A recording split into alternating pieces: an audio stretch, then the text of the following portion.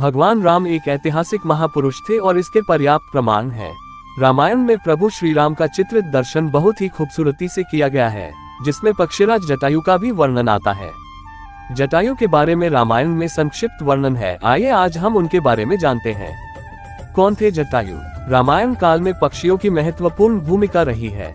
एक और जहां कोई के आकार के काकभुशुंडी की चर्चा मिलती है, तो दूसरी ओर देव पक्षी गरुड़ और अरुण का उल्लेख भी मिलता है।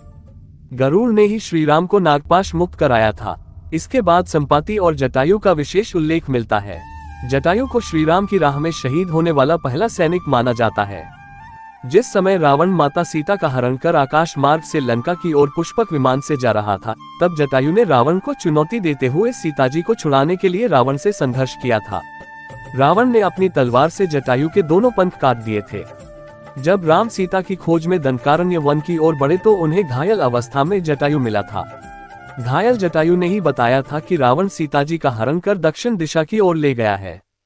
उसके बाद जटायु ने राम की गोद में ही प्राण त्याग दिए थे। जटायु के मरने के बाद राम ने उसका वहीं अंतिम संस्कार और पिंडदान किया।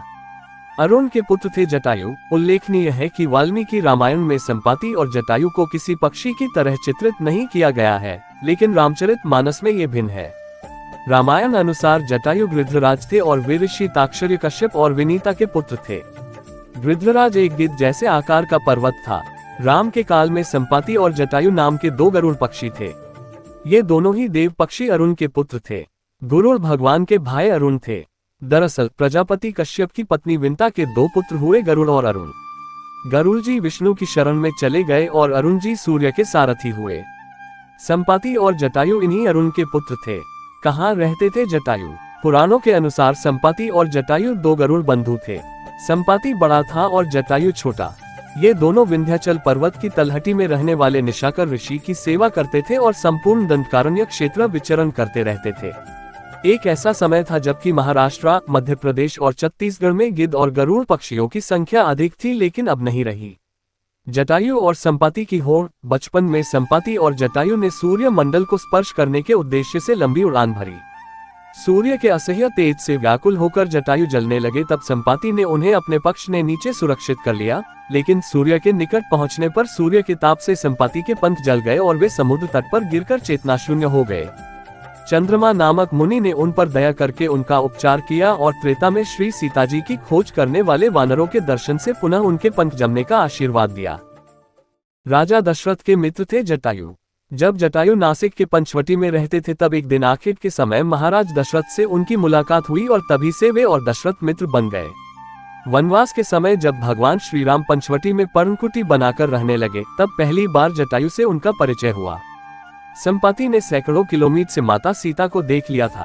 जामवंत, अंगद, हनुमान आदि जब सीता माता को ढूंढने जा रहे थे, तब मार्ग में उन्हें बिना पंख का विशालकाय पक्षी संपाति नजर आया, जो उन्हें खाना चाहता था, लेकिन जामवंत ने उस पक्षी को रामव्यथा सुनाई और अंगद आदि ने उन्हें उनके भाई जटायु की मृत्यु का समाचार दिया।